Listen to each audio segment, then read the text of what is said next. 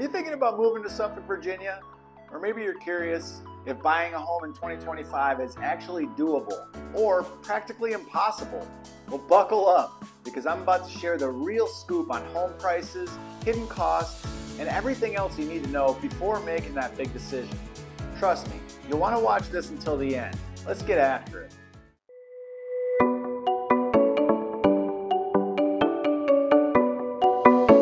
What's going on? I'm Jason Edwards with eXp Realty, your local real estate resource here in the Hampton Roads area and beyond. I specialize in helping active duty military, veterans, and first-time home buyers navigate the sometimes crazy Hampton Roads market, especially here in Suffolk. If you're new to the channel, I post weekly videos about everything from real estate tips to local lifestyle insights. So definitely hit the subscribe button if you find this helpful. All right, let's talk about Suffolk for a minute, because I feel like the city is super underrated. Suffolk is actually the largest city in Virginia by land area. It's in the Hampton Roads region, which includes Norfolk, Virginia Beach, Chesapeake, Portsmouth, Hampton, and Newport News, the 7 cities. But Suffolk brings its own feel, like a small town feeling, historic downtown, quite a bit of farmland, modern shopping centers, and maybe a slower pace of life compared to some of the neighboring cities. It's also a hot spot for military families because of its proximity to several bases like Naval Station Norfolk or Joint Base Langley Eustis, Portsmouth Naval Hospital, and several more. I was active duty working at Naval Station Norfolk when I bought my first home in Suffolk with my VA loan. Plus, if you love the outdoors, Suffolk has got you covered with parks, rivers, and trails. So if you're looking for a mix of suburban comfort, a dash of countryside, and maybe a little southern hospitality, Suffolk might be just the right spot for you. Now let's jump into what's happening in 2025, because if you're buying or selling, you want to know what the experts are saying, right? Well, according to local market trends, we're expecting a moderate but steady increase in home prices. Nothing like the large spikes we saw a couple of years ago, but still enough to keep the market pretty competitive. One reason? Suffolk's continued growth. The city has been quietly expanding its business community, plus a lot of folks are seeking more space without sacrificing access to the rest of Hampton Roads. Employers in healthcare, shipping, and defense sectors keep the economy stable, which helps real estate stay in demand. Also, there has been pent-up demand since the interest rates went up. As they slowly start to come down, more and more people are getting back into the market. I believe that there's going to be a tipping point where the floodgates will open up and people sitting on a great interest rate but don't love or have outgrown their home will be willing to sell and upgrade. One strategy might be to buy before all that demand hits the market, and then when the interest rates do come down, you could refinance. For active duty and veteran buyers, we're getting closer to a balanced market, which means you might have a bit more negotiating power than you did in the super competitive years. But don't sit too long. Homes that are priced right still move fairly quickly, especially in some of the better neighborhoods. And for sellers, if you price it right, you can still expect strong offers. But the days of 20 offers on day one might be behind us, so you gotta be strategic. For a more in-depth look at selling your home fast, take a look at the video I linked above. Let me know in the comments, what's your biggest concern about buying a home in 2025? Is it interest rates, home prices, inventory, something else? I'd love to hear your thoughts. All right, let's get into it. What does it really cost to buy a home in Suffolk, Virginia in 2025? Well, the median home price in Suffolk right now is about $395,000, but that's just your starting point.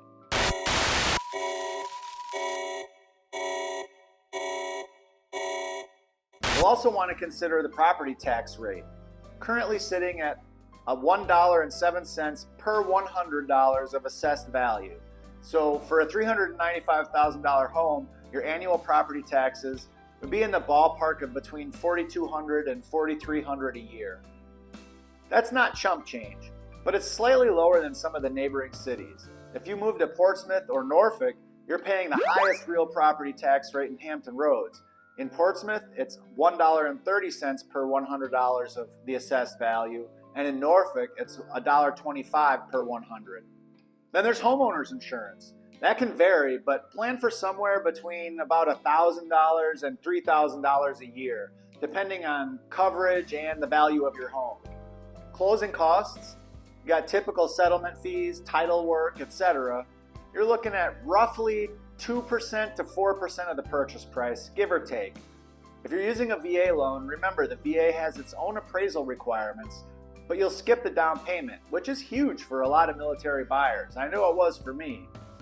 Also, if you're service-connected disabled, you can waive the VA funding fee, which is typically several $1,000s. Now, if you move into a neighborhood with an HOA or homeowners association, fees can range anywhere from $20 to $300 or more a month, sometimes covering amenities like a community pool, landscaping, or clubhouse upkeep. These little extras do add up, so always factor them into your monthly budget. If you're interested, I've got a pretty cool budget template for Excel that I can send you for free. Just drop a comment and let me know if you want it. One nice thing about Suffolk, it has a variety of neighborhoods, each with its own unique feel. If you love historic homes with character, downtown Suffolk is where you'll want to be. It's got older architecture, tree-lined streets, and it's pretty walkable. If you're after something newer with quick access to shopping and restaurants, North Suffolk has communities like Harborview, which are more modern and close to retail centers. For those wanting a bit more space, maybe a large yard for the kids or the dogs, there's rural areas where you can find newer builds on bigger lots. Of course, that might mean a bit longer commute, but if the country life is what you're looking for, it can definitely be worth it. If you're looking for a deeper dive into some of the neighborhoods in Suffolk, I've linked a video above where I dive into several of them. For you VA buyers, keep in mind the drive times to bases like Naval Station Norfolk or Joint Base Langley Eustis. North Suffolk can get you on the interstate faster, whereas the southern parts might offer more tranquility but add to your daily drive. Always weigh those pros and cons. Speaking of pros and cons, I've also got a Suffolk pros and cons video just for you. At this point, you might be thinking, that all sounds awesome, but I have no idea where to start. Well, good thing I'm here to help. Remember, if you ever want to chat about the specifics of Suffolk neighborhoods, or you need an agent who really understands the VA loan process, I've used mine more than once, and I've helped many people with theirs. My contact information is below. I help people just like you all the time. Seriously, don't hesitate to reach out. Next, let's talk about some major pitfalls people run into when buying or selling a Suffolk home, because I've seen a few. Here are some common mistakes that can really challenge your real estate plans. For buyers, skipping pre-approval. If you're VA eligible and shopping without that pre-approval letter, you can miss out on your dream home. Pre-approval shows sellers you're serious, and it helps you know exactly how much house you can be approved for. Although, I always recommend shopping from what your budget allows rather than your pre-approval. You don't want to be house poor. Next up, forgetting the home inspection.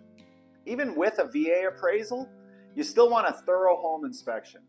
Termite damage, water leaks, or structural issues, among others, aren't always obvious.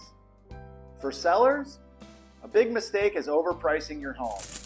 Yes, we all want top dollar, but if you set the bar too high, your home might just sit there, and the longer it sits, the more buyers wonder what's wrong with it.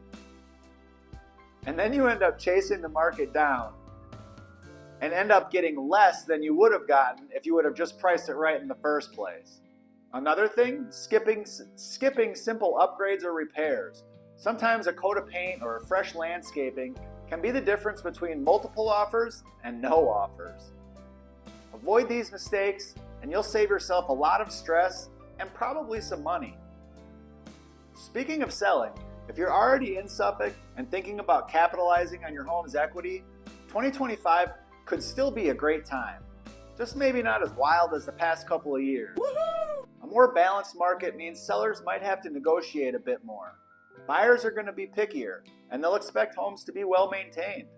So if you're planning to list, invest in some minor but meaningful improvements. Maybe a fresh coat of neutral paint, updated light fixtures, or giving your yard some love. These small touches can seriously boost your home's curb appeal.